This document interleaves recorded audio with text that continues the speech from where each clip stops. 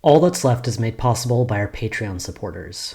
To help us continue this work, please consider contributing at patreon.com/leftvoice, and make sure to visit our website at leftvoice.org.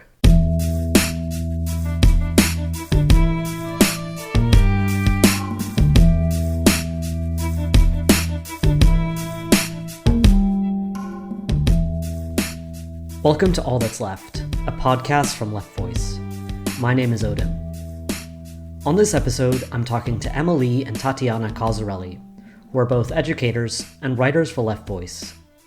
Then, Emma and Tatiana will interview Hala Karim, a Chicago teacher and member of the Chicago Teachers Union, about the struggle of Chicago teachers against Democratic Mayor Lori Lightfoot for safe schools. Emma, you and another teacher in Left Voice wrote a really great article that we'll link to in the show notes called A Working Class Program for Safe School Reopenings. But before we get to that article and the topic of reopenings and your demands, I want to ask you and Tatiana more generally, how did the pandemic affect schools? What has it looked like, and what does it look like right now? Hey Oden, thanks for having us. I can speak to my personal experience first. So I became a teacher at a charter school in January 2021. And so at that point, a lot of schools were operating at this limited in-person capacity that we saw for a lot of the pandemic, where a lot of students were in schools and others were learning remotely. And I was teaching remotely at that time. And so I was teaching second grade and was still required to come into the school building every day, although I was primarily teaching on Zoom, and pretty much required to come in case other teachers were sick and needed coverages. And so I worked there for January. I worked there from January to late June. And I got to see there a lot of the shifting priorities at the national level that were trickling down into the classroom. So I do remember when, after a couple months, when the CDC changed its guidelines from keeping 6 feet distance to 3 feet distance, and just noticing the interesting feelings among teachers to both be excited to see more students back in the classroom, but also knowing that a lot of these decisions weren't really being made in the interest of public health, but rather to pursue the agenda of reopening schools. I got to that school obviously after the 2020 school year, but I did hear a lot of horror stories from other teachers who were there earlier. Many teachers refused to come back to the building before there were widely available vaccines. Like I said, it was a charter school, and many of those teachers were fired for being uncomfortable coming back to the school building. And as it was a charter school and none of the teachers were unionized, there wasn't really a broad feeling that teachers could stand together and stick up for one another, because there's this culture of a large turnover rate, teachers who only stay there for a couple of years and then move on to pursue either other opportunities, most likely usually other opportunities outside of education. So there I really got to see that culture of very low organization among teachers.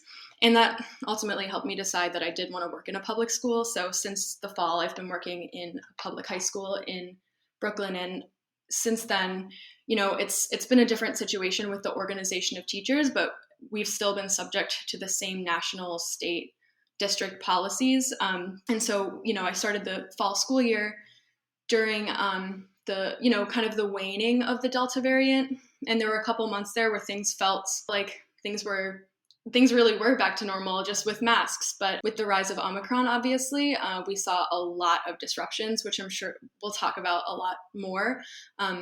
So many teachers obviously getting COVID, many students getting COVID, classroom closures, and of course, post winter break, we've had this change in strategy, both at the national level and the state and city level in New York City, where it's been like a reopening no matter what, compounded with the sickness.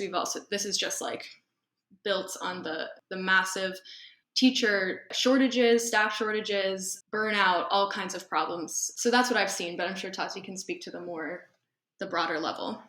Yeah, thanks, Oden, and thanks, Emma, for having me. I'm currently teaching at City College, but I'm a former middle school teacher.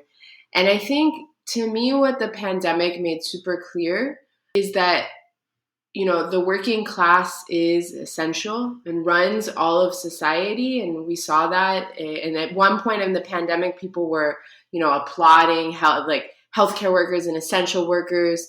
And now we've really shifted to demonizing workers, but that lesson that workers are essential and that everything runs because of us is very much the backdrop of, or the context of this discussion about teachers and schooling in the pandemic. And I think it's really shown also how essential education and schooling is to the capitalist economy, because, and not in the ways that we teachers would like it to be, I want schools to be a place where get to be excited about learning and feel fulfilled as people and grow as individuals and have beautiful and wonderful ideas. But clearly that's not what the state wants right now. It's clear that schools are essential as glorified babysitting for the working class, that they want to go to work. And so schools are just, acting as to be honest, and not because as holding pens for children, and especially in this latest surge, it's wild. We've seen, people talking about how there's auditoriums full of kids because all the teachers have COVID, where nobody's learning. They have the National Guard going into sub. They have the, police going into sub. And so my feeling is that, it's clear that it's not about learning. It's about holding working class kids so that their parents can get back to work. And I guess I just wanted to say that I really see, I'm teaching at Brooklyn College right now, and I have students who, they graduated high school in 2020 in the middle of the pandemic. And that really sucked for them. They feel really cheated out of part of their education because they feel like online is not as good, is not as deep for them. A lot of them, and this is true of a lot of working class families. One of my students was talking about, she lives with 10 other people. And she was like, I can't learn that way. Next to my sister who's doing third grade and I'm doing college classes, next to my cousin who's doing fifth grade in, the kitchen table. It's not an ideal situation for kids to be learning. While it's obviously a right wing, well, not a right wing, a bipartisan talking point to say to talk against online learning. But my feeling is that we have to both be clear that did online learning suck for a lot of kids, especially working class kids and kids of color? Yeah, it really did. But does that mean that we should open schools unsafely and treat them as holding pens for children? Also no, which is kind of the response that the state has given so far. But we really got to think about what does it take to open schools safely? What is it? And that's gonna, require looking at a lot about the structure of the school system. So anyway, I feel like I talked a lot about a lot of random stuff, but I hope that gave some. Yeah, I mean, there's just so much to say that I really appreciate your perspective here, both from a higher education perspective and also from a more grade school perspective. And I guess this discussion kind of makes me wonder also how we got here. And so the next thing I really wanted to ask, why were schools so unprepared? Why are schools still so unprepared? What are the main things that have happened to this point that made it so that this really was kind of inevitable from a school perspective? Yeah, that's a good question. And I feel like to answer it obviously is something that goes way, way farther back than just 2020. Schools, education have been subject, like the rest of the working class, to the neoliberal onslaught that's been affecting the whole working class, but especially education over the past 50 years. Specifically in education, there's just been this increasing pattern of standardization, privatization, commodification and underfunding that's impacted teachers, students, families all across the board. And of course, we know that all of these sectors are linked. There's not just one way that society is impacted. So, I mean, if you want to look at specifically education policies, we know that Bush's No Child Left Behind in 2001 increased, accountability on schools by administering standardized tests, led to school closures, privatization. Obama, of course, continued these policies.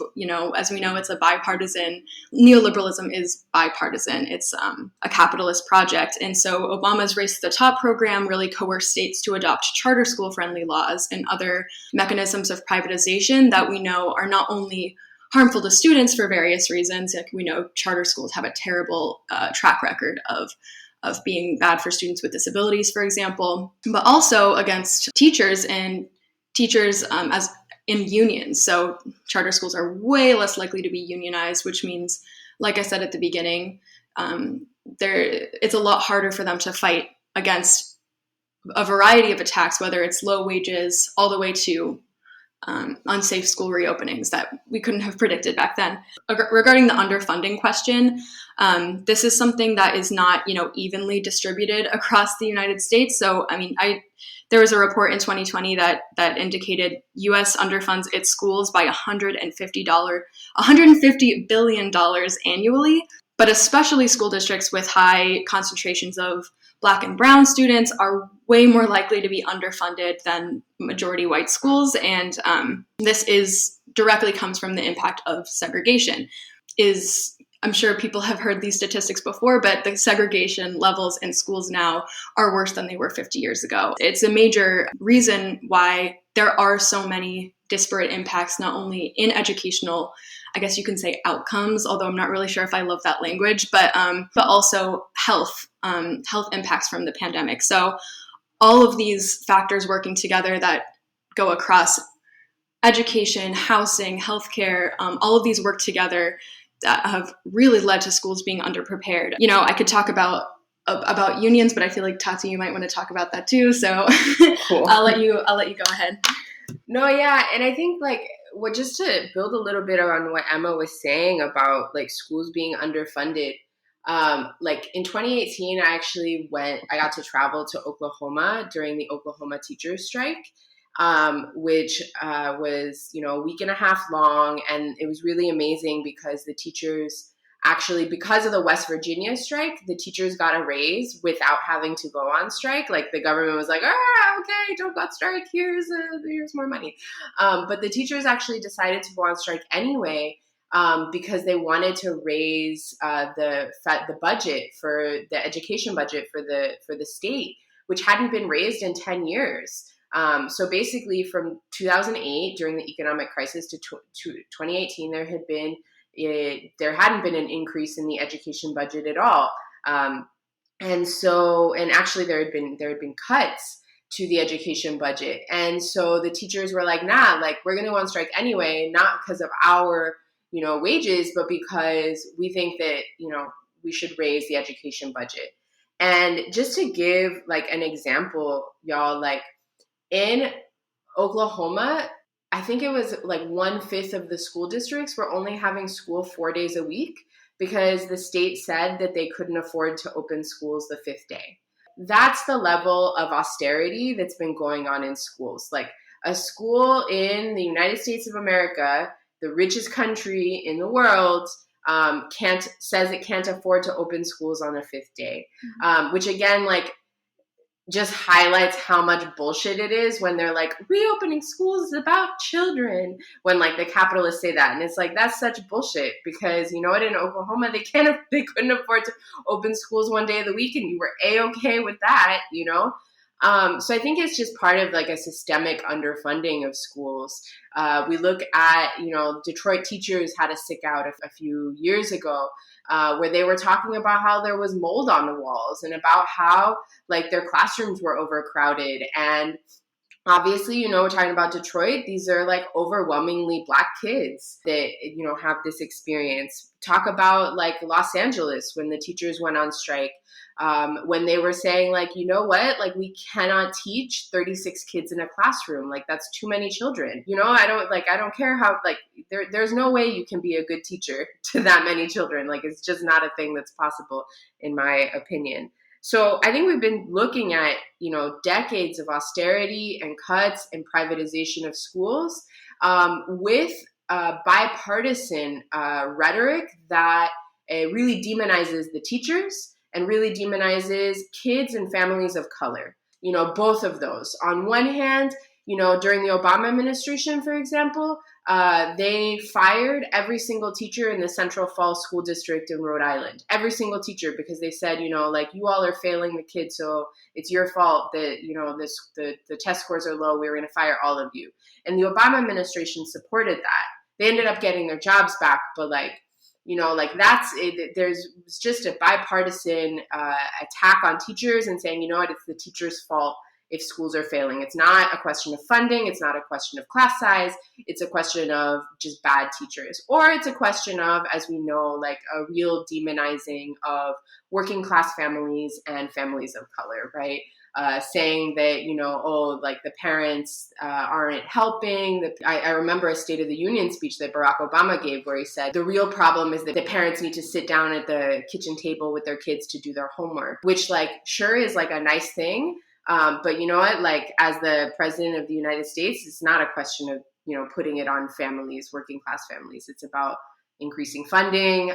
It's about, changing the way the school system functions. And I guess just to add something else is we can really see systemic racism when we look at schooling.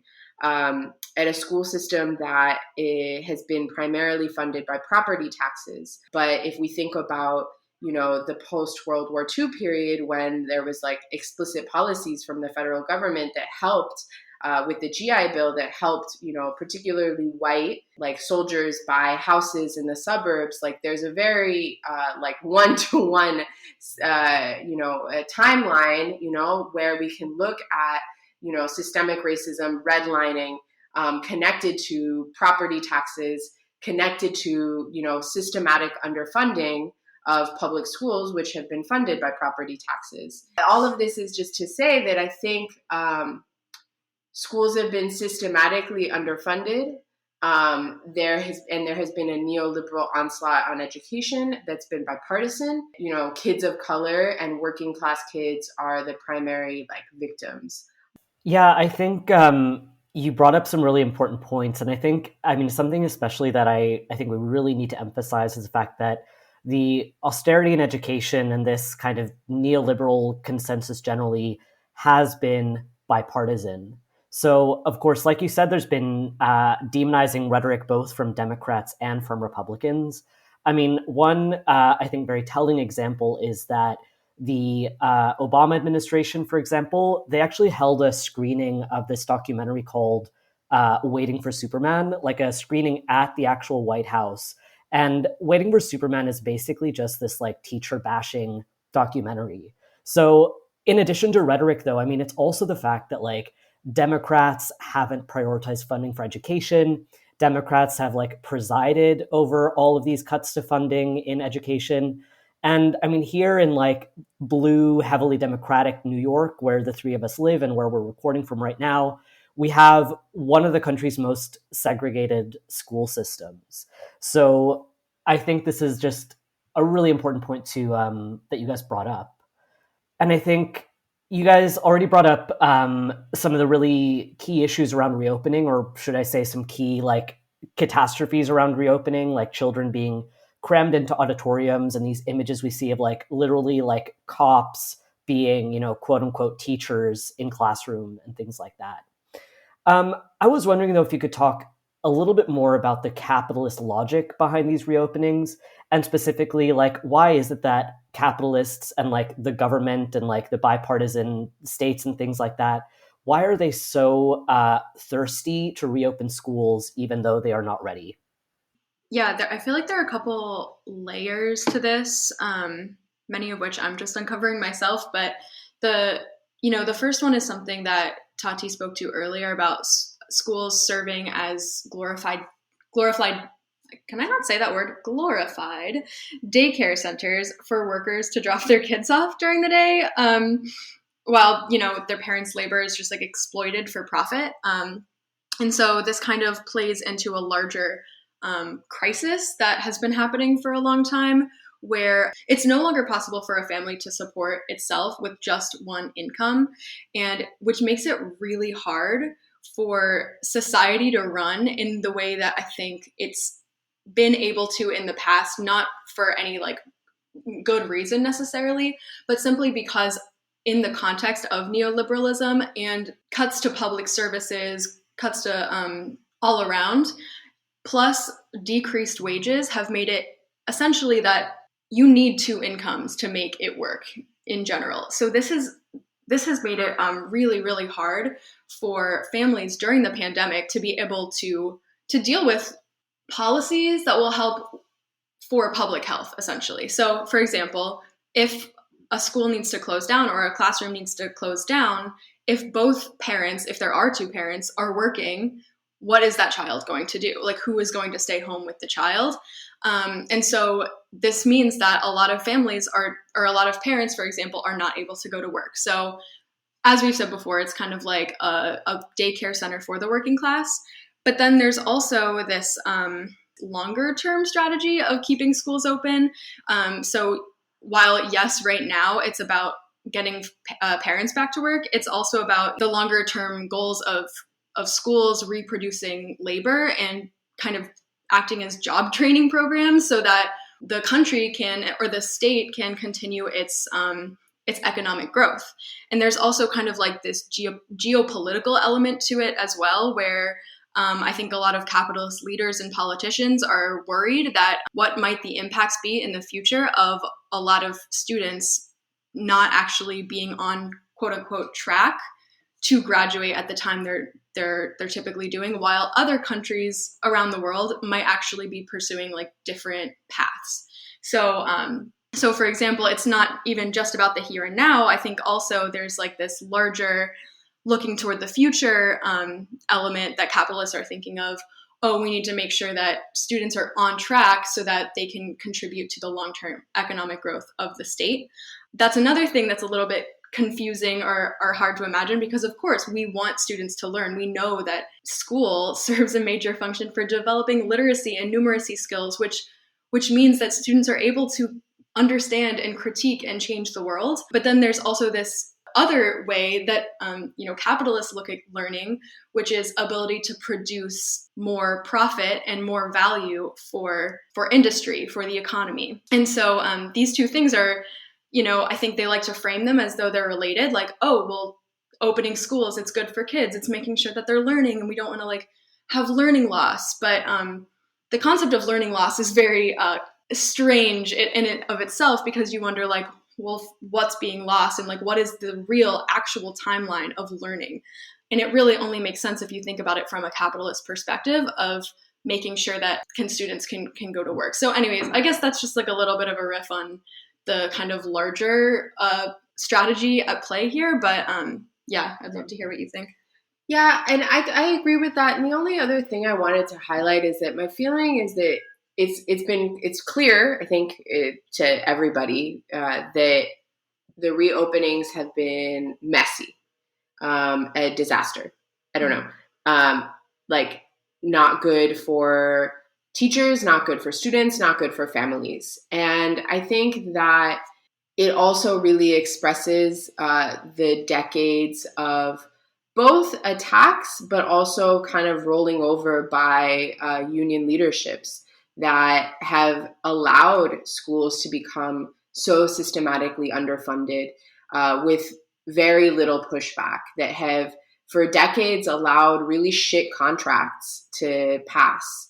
And that right now in the pandemic have allowed teachers to be sacrificed. And I think that to me, it's really clear that the union leaderships are really tied to, the Democratic Party, for whom they give like a shit ton of money, There's a real difference between how, the Randy Weingarten, for example, is talking about school reopenings under Trump versus under Biden. Under Trump, there was more combative rhetoric. There was more, at least a semblance of maybe a pushback, whereas under Biden, that's not the discussion at hand.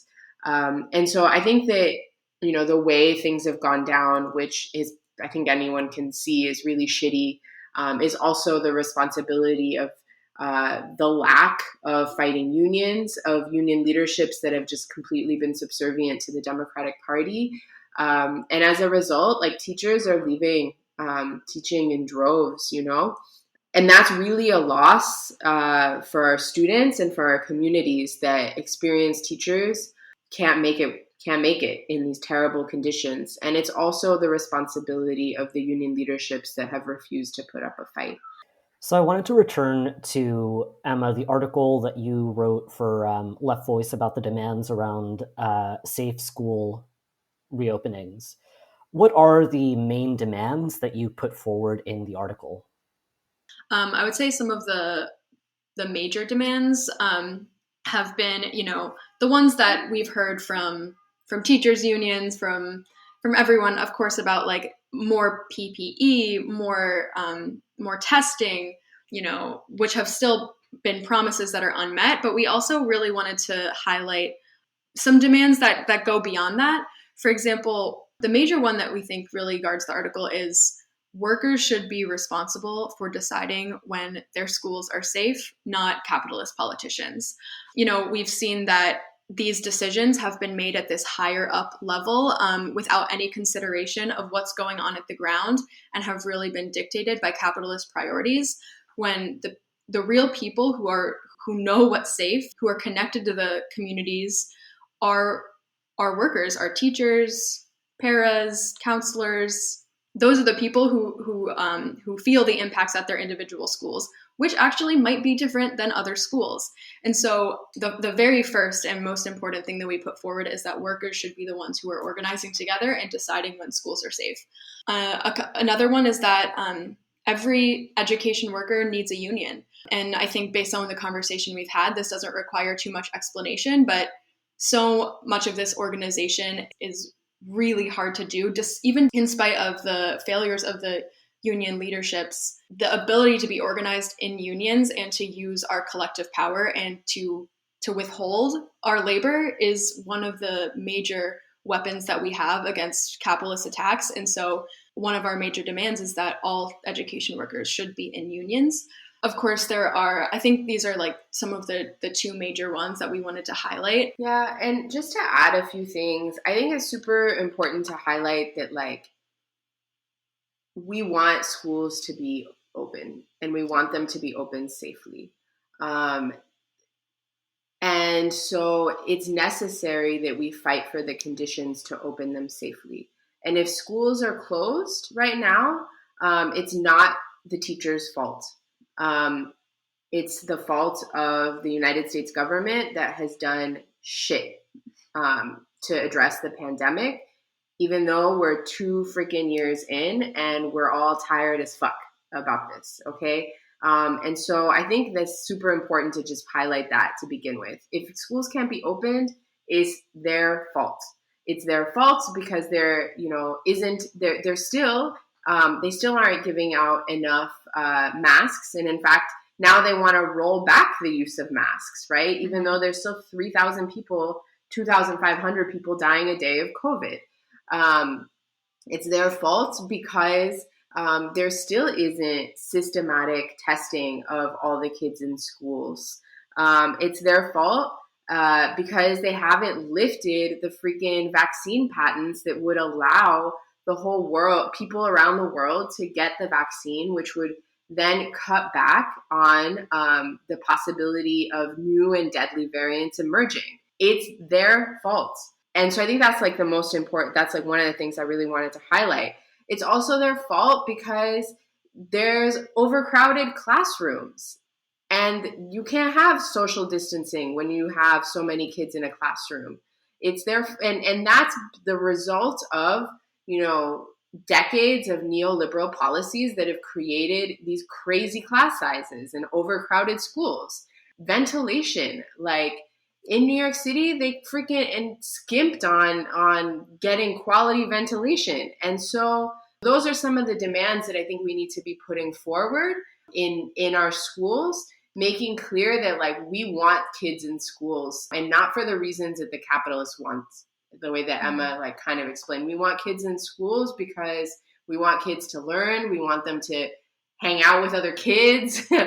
We want, them to think critically about the world. I think that something that's been happening a lot is that politicians have been really framing this as a question of, reopening schools is in the best interest of students, and teachers, you're getting in the way of that. It's a way of pitting teachers against families, against students, against the rest of the working class, which does serve the interests of capitalists as well, because if we are united in this, we're able to accomplish a lot more against the capitalist state. We're able to get a lot more concessions when families and students are united. And so it's in their interest to keep us divided. And so that's why in the article, we do talk about the need to make assemblies of teachers and students and families, community members that can make collective decisions about schools, because the thing is that teachers' working conditions are students' learning conditions. And so by putting our interests against each other, it doesn't really just accurately reflect the reality of the situation, that our interests are actually the same. I think someone very famous once said, "Workers of the world unite." In fact, it was Karl Marx. Well, I think it can be easy to have kind of this defeatist attitude, easy to kind of despair around schools and education for all the reasons that you guys have mentioned so far in the show. But at the same time, and as you'll discuss when you talk to Hala, teachers and school staff have mobilized a lot since the start of the pandemic, certainly in Chicago, but even as far as Puerto Rico, France. And we've actually even seen students stage walkouts, which is really, really cool, I think. And so as a way of wrapping up the discussion, I wanted to ask, firstly, what you think of these mobilizations. And then secondly, what do you think we need to do going forward to implement some of these demands? These mobilizations were incredible and definitely represent the way forward, especially the student mobilizations that were truly self-organized by students. In Chicago and New York, we saw that there was a walkout in New York. There was a walkout in Chicago. And obviously, we're talking here in a very different context than we were a month ago. There were these pretty huge mobilizations, especially in France. We saw sick outs. We saw really cool actions. And a month later, we have rolled back mask mandates. We have it's a different situation we're in only the course of about 30 days. So talking about it now, we are kind of reflecting and we are looking back at, something that didn't really pan out, but that shouldn't really be a source of defeatism, or that shouldn't discourage us from continuing to organize and mobilizing, because we know that this is not the first, and it's not going to be the last time that district, state, federal policies are going to target teachers and students. It's not going to be the last time. It certainly was not the first time. And so whenever we see these mobilizations of students, especially students, because, they're the ones who are really going to be leading the way in a lot of ways, it's inspiring, and also something that should inspire us to keep doing this in the future, even if it's not directly related to unsafe school reopenings. We shouldn't have to wait for a pandemic to unite together. We have to be able to organize collectively around any attack against the working class and against ourselves as teachers, against our students, against our communities. So I would just say that we shouldn't wait. We should do it now. We should keep going and not be defeated. Yeah, and just to add to that, I think teachers have really been squeezed during the whole neoliberal era with cuts to education, but also cuts to childcare, any sort of social safety net. And like teachers are overwhelmingly women, overwhelmingly responsible for social reproduction, paid outside the home as teachers, nurses, etc., and then unpaid within the home. And so, and the sort of cuts to the whole neoliberal austerity project really has hurt teachers in that way, and especially women teachers. And I think, though, that teachers have really been at the forefront of fighting back against neoliberal austerity in the US and all over the world. We can think about, I don't know, even like the Oaxaca commune in 2006 when, a teacher strike ended up, creating conditions for a whole commune to be created that was later crushed. But like, that's wild, or we think about how, even in the US, the most recent strike wave was started by teachers, in the Red State Revolt in West Virginia, Oklahoma, and Arizona. In many places with them going on strike, despite the lack of support from the union bureaucracy and from the union leaderships that kind of came trailing behind, and then we saw strikes in Los Angeles, in Oakland, in Chicago. So teachers have really been at the forefront. And I think it's in part because teachers, are experiencing austerity as workers, but also see the ways that capitalism and racism and systemic racism that's, part of capitalism, affects their students and the communities in which they work and teach and in many cases live. And so teachers are really in that sort of like crucial position. And to me, it's really essential that teachers use our role that is essential. That's why they want it to reopen, because it's essential to fight for safe schools, to fight against these attacks on schools. And I'll add, to fight right now, schools are also being super attacked around the teaching of racism in schools as a backlash against the Black Lives Matter movement. And we need to fight back against that. We need to be able to talk about systemic racism and the history of racism in this country in schools. And that's under attack. We need to be able to provide safe schools for our trans students and more broadly LGBT students and questioning students. School should be a safe place for kids to figure out, their identities in that moment. And that's under attack right now. Teachers, I know many teachers who protested in the Black Lives Matter movement, and we need to fight for, nurses and counselors, not cops in our schools. Like, these are all fights that I think teachers can play a leading role in addition to the fight for safe schools, in addition to the fight for safe reopenings that I think, should be organized in the ways that Emma is talking about. And more broadly, like, this is really, to me, the beginning. It has to be a way, teachers can be at the forefront of a struggle against, all of the neoliberal austerity measures that we've seen over the last decades, against the systemic racism that is super clear if you look at, the public school system, but also just against this broader system that is absolutely treating teachers and other essential workers as sacrificial lambs, because that's what capitalism does. Because capitalism is a system where Jeff Bezos is making super, super, super, super like bazillion-dollar profits, while the working class is struggling. And it shouldn't be that way. Schools shouldn't be the way they are. And I think teachers can play a role in that bigger struggle. And every strike, I think, is a seed of that, of showing that, everything runs because we, the working class, make it run. Yeah. So I'll leave that at that.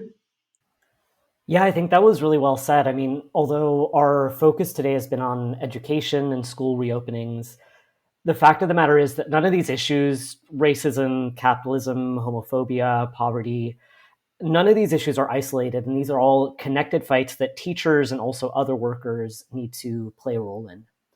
Now we're going to hear from Hala Karim, a teacher and member of the Chicago Teachers Union.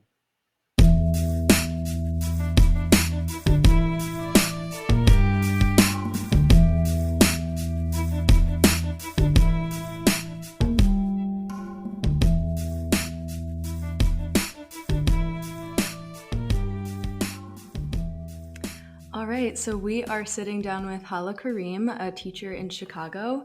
And so welcome, Hala. Can you just introduce yourself? Hello, thanks for having me. I started in Chicago Public Schools just shy of, actually, I just passed my 1-year work anniversary on February 8th. So I started February 8th of 2021. During that time, we were still remote, and I started at a school that I just transferred out of. I was teaching 7th and 8th grade ELA at Curtis Elementary in Roseland. And just recently, I've transferred into a new role into a school called Murray in Hyde Park, teaching 6th grade ELA and social studies, which is fairly new to me. So yeah, I've been there just over a year. Okay, thanks so much for that. And I was wondering, what are the conditions like at Chicago Public Schools, both with COVID, but also just, after, decades of neoliberal attacks on education? Can you say a little bit about the conditions at schools? Yes, I can. I think one thing that COVID effectively did was shine a light, like nationwide, shine a light on like just how close our school system is to the brink of collapse. I was previously at Cincinnati Public Schools just before Chicago Public Schools, and just messaging in both districts was very similar. So it's been interesting to see the parallels of the two, but I think every flaw like in our system has been exacerbated by the pandemic. And the pandemic has really like presented this opportunity for like radical change. We could have been and we should have been asking for smaller class sizes and increased staffing and more counselors, more nurses in every school. All these things were imperative, crucial before the pandemic, but I think it shined a light like this is exactly what our schools need. We're fighting for one-to-one ratio for devices for students, which we still do not have, just for like equity and technology, equity and access of information. But like that's become really clear to us, having staff in classrooms. But that's not happening. Like, in fact, like quite the opposite is true. So I had mentioned the school I just transferred out of, a school called Curtis on Chicago's South Side. Walking in there, I mean, there's so many vacancies, very unpredictable situations every day. When you walk in, it's I'm unsure of what I'm going to walk into every day. There might be enough staff for students, or we might have to split up the classes. I might have extra students in my class. There might just be a day where I'm with students all day. So it's hard to plan for that kind of environment. It's hard for me to lesson plan for the week, not knowing, exactly what I'm going to walk into.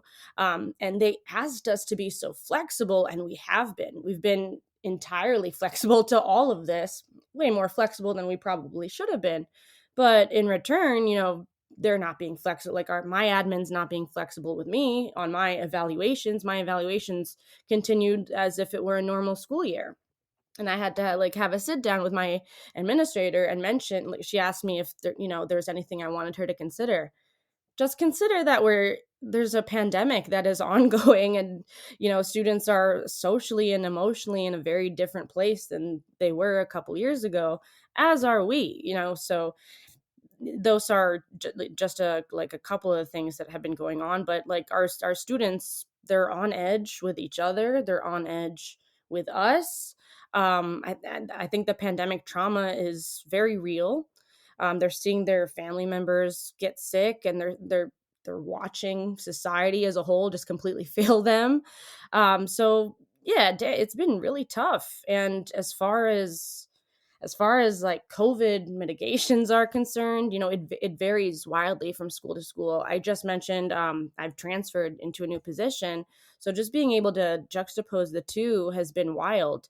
It varies wildly from school to school, which is why, I and many other teachers were begging for like a really centralized action, because at some schools, like, they have their shit together, and then at other schools they don't even have a union delegate, they don't have a safety committee. So, putting the onus on specific schools, like, it can't work like that. So yeah, that's how the conditions have been. No, thank you so much. That really shone a light on what's happening for teachers, the increased quote unquote accountability that's put on them, even in the midst of completely, although it's oversaid, unprecedented times. And so but you also mentioned students and the how decentralized some of the actions can really be. And so we did want to ask you, during this most recent Omicron surge, you mentioned it a little bit, but how did teachers both at your school respond? And then also, how did the teachers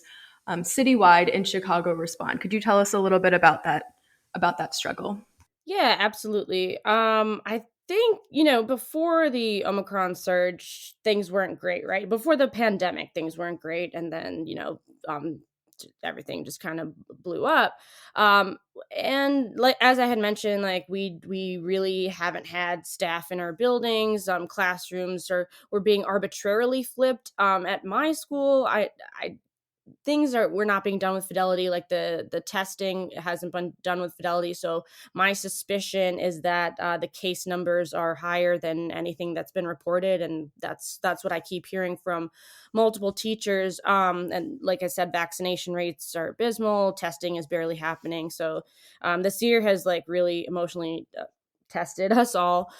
So the surge sort of coincided with winter break.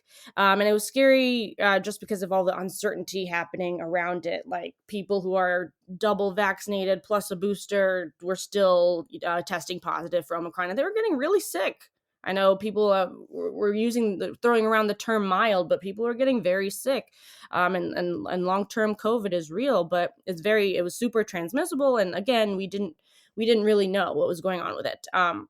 And just knowing that most of our students weren't vaccinated, and it was going to be a complete shit show. So like, as the rank and file, I think we were sort of impatiently like looking towards Jesse, looking towards Stacy, and the rest of our leadership. Like, it's past time to step up. And it was very clear that there was growing agitation towards our core leadership. I'll get to that. But so Lori Lightfoot had us back in the buildings day after winter break. And my admin was like boasting that they secured these KN95 masks from some nonprofit. These things aren't coming from the district. The sanitizer and the mask, they were not coming from the district. So my admin would boast like, oh yeah, this random nonprofit just donated this to us, and I had to go out there and drive it, and I'm doing all these things for you, which is nice, thank you, but these things should be coming from the district. So it was either at that time or a little before that Jesse and Stacey, they did this temperature check of our union members, and it was clear to them that we needed to take action. So we voted for this passed through the House of Delegates first. We voted on this remote work action, and we were supposed to be out from January 3rd, I believe, until the 18th, or until cases drop below a certain percentage, which was not going to happen at that time. And I think at that time, we're like, all right, so we've got this like renewed faith in leadership, and, we're getting it done. And here they come. Here's our militant union coming through again for us. And I think for a minute, things were headed in the right direction. We were very mobilized, and the messaging from district leadership and admin at that time was like scary and threatening. And this was my first work action with the union. I was so excited. I wasn't there for the 2019 strike. I wasn't there for that. So this is my first action.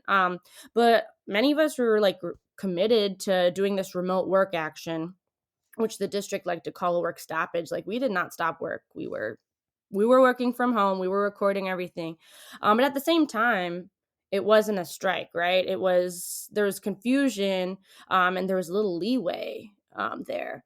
So with my coworkers at my school, I was really proud of them because, to be honest, what I have experienced in the past year was very little interaction with anything involving union activity, like very low attendance at union meetings.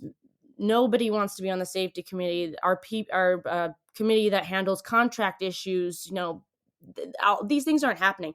But when it came time for the work action, like people showed up, like our group chat was blowing up, and people were many people, not all, they were ready to step up. So I was proud of them for that. And I think one thing that was great about Curtis is our parents were very supportive. They were supportive of this action. So they weren't questioning, like, why aren't you in the buildings? Why can't my students go to school on this day? Like, they know what was up.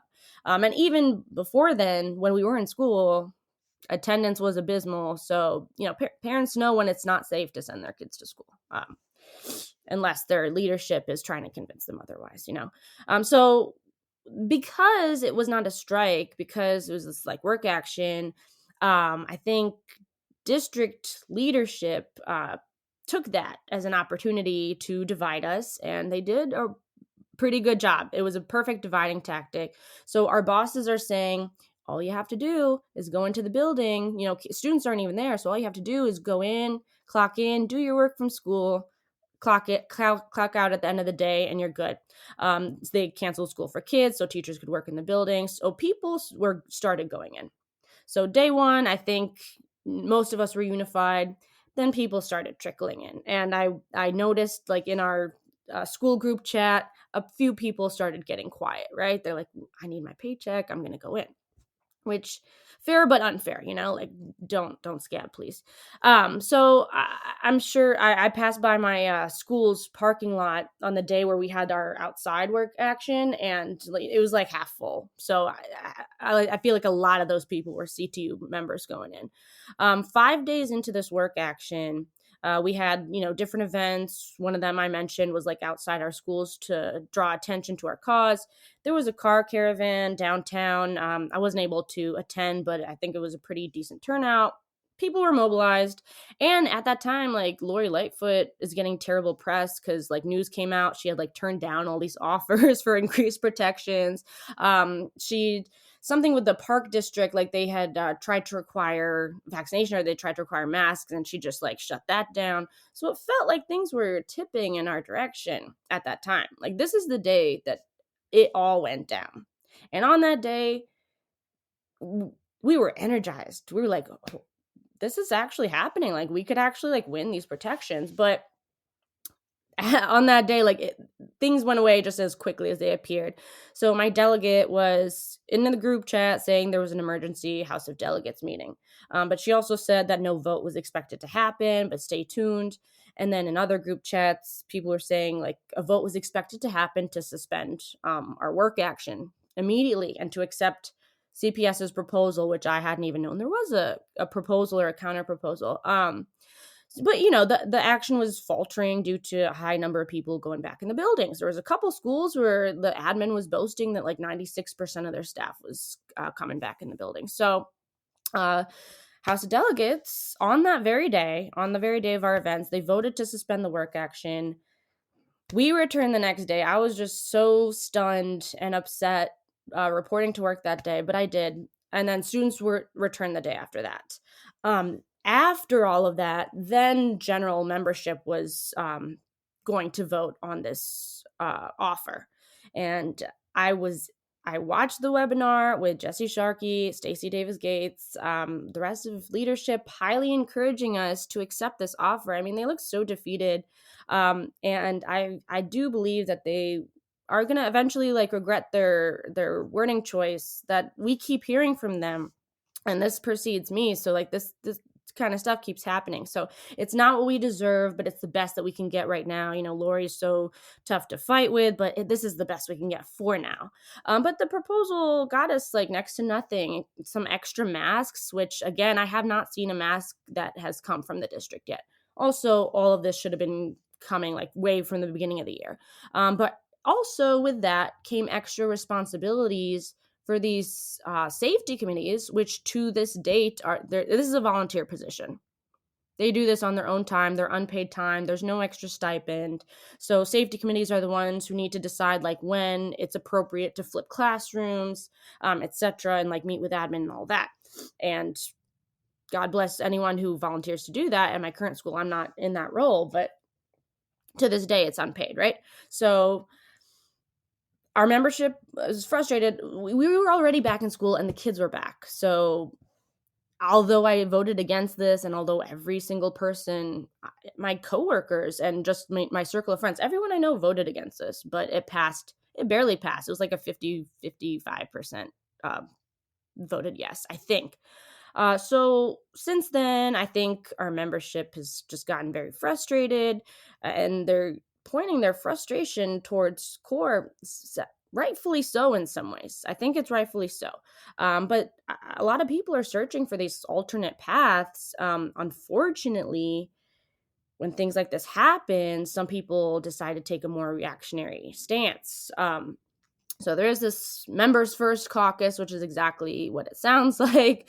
Very much like stick to the contract. We don't need to focus on any social justice issues. So that's them. But, I think a lot of people are saying like next time there's an action, I'm just going in the building. Like this got us nothing. 4 days unpaid for a mask. Like that was $1,200 for just to get an extra mask. And that frustration is valid. But, I think, there's a lot of lost faith in CORE that maybe was not there before. So yeah, that's what the recent struggle has been like, and those are some of the consequences. Thanks for sharing that. And also, I think I don't know if you felt it from Chicago, but it like the struggle that y'all were waging was such an important example across the country. In New York City, at around that time, there were like very small actions, protests and stuff, and everyone was talking about what the Chicago teachers were doing. I teach at I teach at CUNY, like undergraduates, and we've been talking a little bit about the action that y'all took and why it was super important. But one thing I wanted to kind of point out is that I feel like we're in this different moment of the pandemic in the sense that there's, a bipartisan consensus around like getting everything back to normal, which just basically means ensuring the exploitation of the working class and making sure that working class parents can get to work, which means that the kids need to be in school. And there's really been kind of a bipartisan consensus around that. Like, whereas at the beginning, it was just the Republicans and even like fringe Republicans who were saying like, you don't need masks. Now we're seeing actually like Democratic, mayors and governors rolling back mask mandates and things like that. And I think Chicago is a clear example because Lori Lightfoot is a Democrat and, spent COVID money, like money from the federal government on police in schools. And so I guess I wanted to ask a little bit about, how you see the teachers struggle in Chicago and related to the sort of broader political situation and how in a lot of ways, I can imagine and you can tell me, but I can imagine that sometimes it's more difficult to fight, the Democrats because they say the right things. They maybe sometimes they say the right things, they're not, and the sort of difference between waging this fight when there's a Democrat in the presidency versus, Trump, which I imagine had very little support among Chicago teachers. So anyway, I don't know. Hopefully that question made sense, but what is your feeling about that?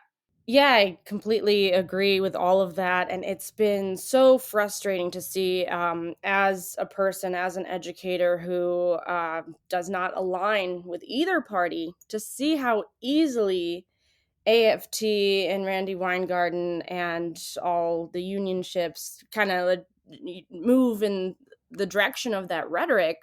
As I had mentioned, I was previously at Cincinnati Public Schools, and they're CTU is way more militant than CFT, Cincinnati Federation of Teachers, but just watching how much in line they are with all of Joe Biden's messaging and all of AFT's messaging, and there's just absolutely no attempt to fight any of this anymore.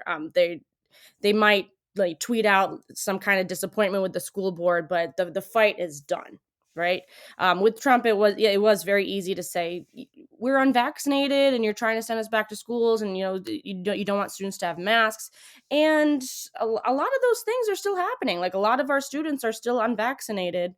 Mask wearing isn't really being done with as much integrity as people like to pretend it is, and all the anger and all the anger is just completely evaporated. So like in Cincinnati Public Schools, they've been present since before vaccinations even happened. I think it was like after teachers had received their first vaccine shot, all teachers went back. But just seeing that struggle completely falter has been very disappointing. I will give credit to Chicago teachers who would still want to engage in this fight and are still committed to this fight. But we've watched our leadership let us down so many times. So we watch Jesse and Stacy say the right things sometimes. So there'll be moments when they will counter AFT messaging, and AFT messaging is, we got to get back to schools. It's time, even though, things are still greatly unsafe, but, we want kids back in schools.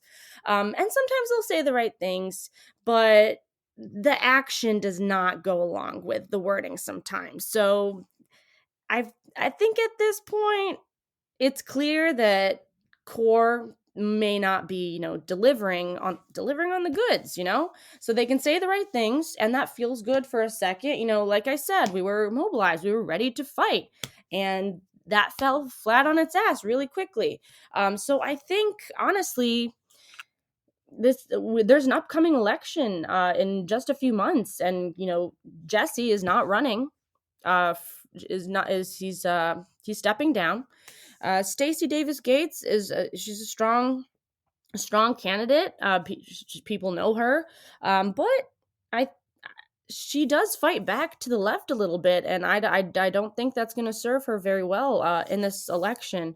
And there are a couple more things I want to say about different directions that I see our union going in. If I can speak to that a little bit, that'd be great. But okay, yeah. So I've been like wondering, what the next steps for our union are. And CTU has two main caucuses. So there's CORE, who like purports to be rank and file, militant, very progressive. They've engaged in a lot of different social justice causes, which is great. And I had mentioned Members First, which is very much like very limited scope of what they believe a union should be or ought to be, stick to the contract. And they don't really consider, how different aspects of our community, like directly affect us in the classroom, So like if our students are homeless, if our students don't have internet, if our, X, Y, and Z, that actually affects them and us in the classroom. So, that's why we, wage these fights. But I think so a lot of us were holding out for CORE to be something different than it was, or to be what they claimed to be. And that's not happening. So out of this has emerged, and this is still a super new development, a new caucus in the past few days. And I'm still trying to get used to this because, in Cincinnati, there aren't different caucuses. It's all just kind of one big blurry mess. But I'm interested to see where it goes. So there's a new caucus named REAL, which stands for Respect, Educate, Advocate, Lead. I know the teachers who are organizing this, and they're very active in the union, and they've historically tried to pull CORE in the direction it's needed to go in. They're rank and file. They're dedicated to improving working conditions, making negotiations that helps all members, not just some. Because I think a lot of the frustration with the 2019 strike, which everyone in the nation points to as like, that's exactly what we need to do. But the reality has been that there's people who are thrown under the bus, like our paraprofessionals. Different subsects of our union was actually thrown under the bus during that work action, or during that strike. So to taking on from that, so they're trying to basically stand up for every single sect of our union, which is great. So all those things sound great to me. I want to see how it plays out. As I mentioned, there's an election coming up in May. It's going to be interesting, I think, to see what happens. They're already like anticipating that, like the frustration between all three of the caucuses and like what the vote might be. But yeah, so I feel like teachers are trying to find a way forward, and this is one of the answers. This is what we might go with, you know? Yeah, thanks for also making those distinctions that can get lost in the conversation between not all education workers are teachers. There are a whole lot of education workers that you're absolutely right can get ignored in the larger fight. So you mentioned a little bit about students, and we did want to hear from you about the student actions that were really quite inspiring in Chicago and did inspire similar but smaller actions here in New York and across the country. Could you tell us a little bit about how students organized in response to unsafe school reopenings? I can speak to that a little. I will say I teach in an elementary school, so my specific students did not engage in that. However, there is one student that had I took part in this leadership institute last summer, and this student Caitlin, who I believe is a freshman or a sophomore, um, she's very outspoken and she's very inspiring, just very precocious and awesome. So it was so inspiring to see these high school students. I mean, these kids are intuitive. They know what's up. They know that their leadership is failing them, and they see their teachers and people in their schools as people to collaborate with, not like as members to fight with. So it was very inspiring to see students doing the walkout, organizing these protests, saying like, you're failing us. Like, you need to protect us. You haven't been, so we need to protect ourselves. So that was incredible to see around the city, and I'm interested to see where that goes, because I would be interested to see like a student union, like an official student union, grow out of this. And I think it does really need to happen, because when the mayor is in charge of the city schools and runs it like a corporate business, I mean, it's failing us all, and it's very clear to see. So seeing those students really step up and really make their voice heard was impactful for sure. Yeah, and I guess in that spirit, teachers have been very much at the forefront of class struggle over the past 5 years, with the Red State Revolts, um, the strikes that were in California and also in Chicago in 2019. And so I was wondering, like, in the context of COVID, sort of what do you see as the way forward, both for Chicago teachers and students, but also just for teachers more in general? Because I think that, this is not just a Chicago problem. It's a problem of education and neoliberalism, education and capitalism. So I don't know. What do you see as the way forward for teachers and students in Chicago, but also more nationally? Yeah, that question is so has been so challenging to consider and think about, because we are trying to find a way forward. And I had mentioned this, this new caucus that's emerging in CTU, but I don't think, I don't know. I don't know if, a new caucus is going to be able to solve all our issues. I doubt that it will. And it's very tough to be fighting against this establishment, this bipartisan action against teachers. this move towards privatization. One thing that I wanted to mention with this, the great resignation, all these teachers moving into new positions, which, like, one, I get it. This job is extremely tough, and I'm not coming after anyone who decides to leave. But with that comes this argument for privatization, and I think that's what is going to happen. I think Lori Lightfoot and anyone else in charge of our public schooling wants to break it down, and they've been very, very successful thus far. And even Lori's predecessor, Rahm Emanuel, very successful in coming after public education. He's the one who closed 52 schools in 2013 in order to give more money to charter schools, in order to weaken any kind of union representation.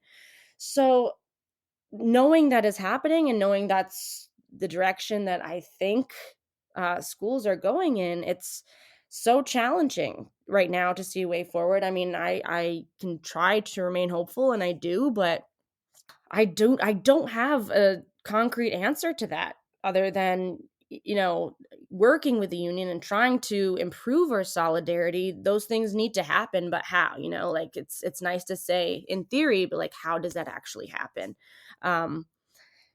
Yeah. So it's a very challenging question, but one that I have been considering for sure. No, totally. It's not an easy question. How do we fix education in capitalism in the middle of the pandemic? I do think, though, the only thing I wanted to say, though, is that I do think, you brought up the Great Resignation, and I think my feeling is that there are like important chapters of class struggle to come with, the anger that has been created by this pandemic, by, the fact that it's clear that the working class is essential and the bosses are not, by the fact that, like, it's clear that your boss will kill you, no problem, if it means, making a profit. And I think, even though it wasn't like the kind of strike wave we saw in 2018 and the beginning of 2019, like, still, like, Striketober was like pretty dope. Awesome. Yeah. So thank you so much, Hala. That was a really, really great overview of what's going on in Chicago. So happy that you got to make it on All That's Left. And we really hope to talk to you again soon. Stay in touch. Absolutely. Thank you. Appreciate it. To hear more from Emma and Tatiana, follow their work on leftvoice.org. Follow us on Facebook at facebook.com/leftvoice.org, on Instagram at left_voice, and on Twitter at left_voice. If you enjoyed this episode, please consider leaving us a review on Apple Podcasts, and share the show with your friends, your family, coworkers, classmates, comrades, and anyone else who you want to radicalize. And finally, Left Voice is an independent, revolutionary socialist publication, which means that we completely rely on the support of our members and our sympathizers. So that we can continue to bring you more episodes of All That's Left, please subscribe to our Patreon at patreon.com/leftvoice. We're really excited about this project, and we hope that you'll join us on this journey.